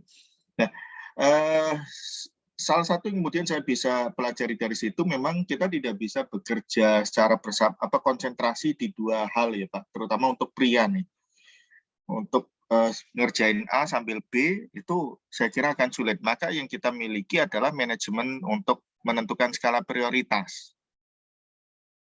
Dari skala prioritas itu kita tahu mana yang harus kita dulukan. Kalau kemudian kita ada double zoom, dari double zoom atau triple zoom kadang mana yang hanya sekedar mendengarkan dan paling tidak ini tidak penting hanya sekedar kehadiran. Nah itu kan bisa diabaikan, malah kemudian bisa di-mute, dikecilkan. Nah, kita lebih fokus pada di mana kita dibutuhkan untuk memberikan pemahaman materi kontribusinya gitu kan Pak. Jadi saya kira skala prioritas itu memang yang penting untuk kita lakukan. Yang kedua adalah masalah pemberdayaan. Jadi tentunya dalam proyek itu tidak hanya kita lakukan sendirian. Walaupun kita memiliki 2-3 proyek, tapi kan bisa jadi tim kita berbeda. Maka kita hanya sekedar mengarahkan, dan kalaupun rapat, seringkali rapat itu seharusnya tidak dilakukan bersamaan kalau kita menjadi PIMPRO dari proyek itu. Tapi kita lakukan secara estafet tidak masalah. Dan itu saya pernah dengar dari Pak sekretarisnya Pak CT itu siapa sih? Pak Is siapa ya Pak? CT itu Pak Is siapa ya? Yang dari dulu pernah Hadi SK, Pak. Iya, Pak Is Hadi SK. Nah, itu beliau pernah memberikan kuliah tamu di MM, saya ikut di sana, Ya beliau cerita, jadi ada seperti maraton aktivitas untuk meetingnya setelah dengan tim A, kemudian dengan tim mana, dengan perusahaan mana. Ya tentunya dengan perusahaan ABC kan tidak bisa bersamaan yang beliau lakukan. Nah, jadi ini masalah prioritas dan masalah penjadwalan untuk dengan tim mana gitu. Dan saya kira tim itu harus bisa kita berdayakan untuk kita arahkan juga, Pak Anggi. Jadi tetap saya kira yang surat Al-Nasrah itu setelah kemudian aktivitas A, aktivitas B, aktivitas C itu kan kemudian tetap bisa kita lakukan, Pak Anggi. Setelah prioritas yang paling penting, ya kemudian prioritas berikutnya yang kemudian kita jalankan. Nah, kalau sama-sama penting, nah maka itu yang kemudian menjadi tantangannya. Kalau berarti manajemen waktu kita juga kurang baik. Gitu. Sama-sama ada ujian, satunya tesis, satunya disertasi, kan sama-sama penting kita hadir. Gitu. Nah, kalau seperti itu maka kita harus berani untuk menolak, ya ini waktu saya udah tesis ujian disertasi nih, misalnya kan seperti itu, maka mungkin ujian tesisnya dialihkan waktu yang lain. Nah, tergantung dari mana yang kemudian kita lebih dibutuhkan, apakah tim untuk yang di sana memang ahlinya hanya kita atau seperti apa. Gitu. Saya kira tetap sejalan Pak Anggi, ayat tersebut tetap bisa teraplikasikan dalam manajemen di saat ini, yaitu manajemen resiko, manajemen untuk menentukan skala prioritasnya. Dan kemudian untuk kita memiliki tim yang satu dengan yang lain yang bisa kemudian kita percayai untuk dia paling tidak kita hanya memberikan arahannya kan. Jadi ada rapat A, rapat B, dan rapat C. Nah itu saya kira Bapak Ibu yang kemudian memang harus berani untuk menentukan mana yang lebih penting dalam skala prioritas tersebut. Demikian mungkin sedikit dari yang bisa saya tambahkan dari pengalaman saya sih, Pak Anggi. Ya, matur nuwun Pak Ganjar. Jadi sudah tercerahkan. Jadi istilahnya lebih mengajarkan ke kita terkait pentingnya menentukan skala prioritas dan memberdayakan tim seperti itu Pak ya. Dan juga sebetulnya ayat itu mengajarkan ini setelah kita masuk ke target yang ini tercapai, tadi dikaitkan dengan modelnya Kotter tadi kan Pak. Untuk hal-hal kecil lalu kita syukuri. Nah berikutnya apalagi nih? Ini kita bicara masalah Kaizen. Kaizen itu kan continuous improvement. Setelah kemudian kita menguasai pasar daerah, pasar nasional dong, setelah nasional, internasional dong, kan seperti itu Pak. Jadi setelah kemudian melakukan kegiatan ini, maka melakukan kegiatan lainnya yang tentunya sebetulnya lebih baik dari sebelumnya. Nah, saya kira pembelajaran juga bisa ditarik ke sana untuk kita mencari target lain yang kemudian lebih menantang lagi, lebih challenging. Masa kemudian hanya menguasai daerah perkotaan gitu kan Pak. Nah, kita sudah menjadi juara di kota, maka harus di provinsi, harus kemudian nasional, dan seterusnya. Saya kira bisa kita tafsirkan secara manajemen seperti itu. Saya tidak berani menafsirkan dalam konteks yang benar-benar, karena saya bukan ahli tafsir, Pak. Nanti disalahkan oleh para kiai. Ya Pak Ganjar, matur nuwun Pak Ganjar. Yang jelas kan kita walaupun namanya preman tetap belajar ilmu agama ya Pak, daripada yang mengaku pimpinan pondok tapi nanti berbuat negatif. Alhamdulillah. Jadi monggo Bapak Ibu mungkin ada komunikasi materi untuk bisa dikomunikasikan lagi, didiskusikan bareng.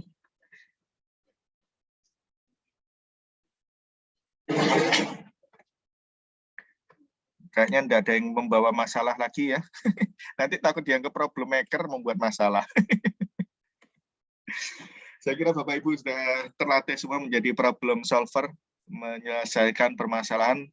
Yang jelas dari materi pembelajaran yang kita coba sampaikan adalah mindset untuk terbuka terhadap ilmu-ilmu baru, terhadap hal-hal baru.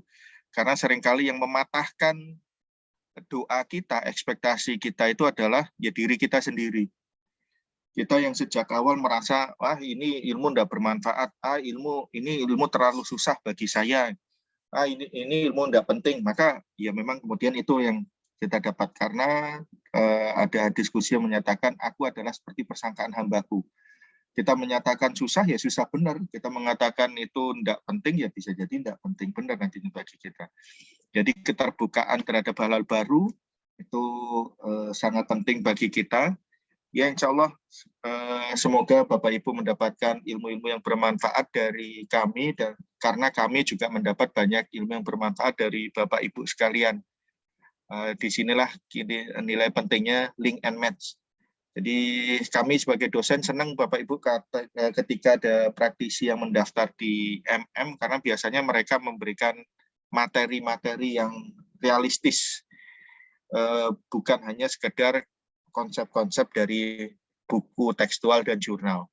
Jadi kami sampaikan terima kasih kepada partisipasi Bapak Ibu sekalian yang di tengah kesibukannya masih terus belajar, menyelesaikan tugas, kemudian mengikuti LinkedIn yang disarankan, karena di sana ada tugas-tugas yang juga kita harapkan bisa memberikan wacana baru bagi Bapak Ibu.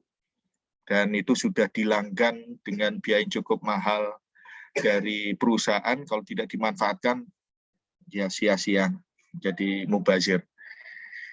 Ya, terima kasih. Barakallah, semoga bermanfaat bagi kita semua, semoga senantiasa sehat, senang, sukses selalu, bersama kerabat, kawan, karib, dan juga siapapun menjadi mitra kerjanya.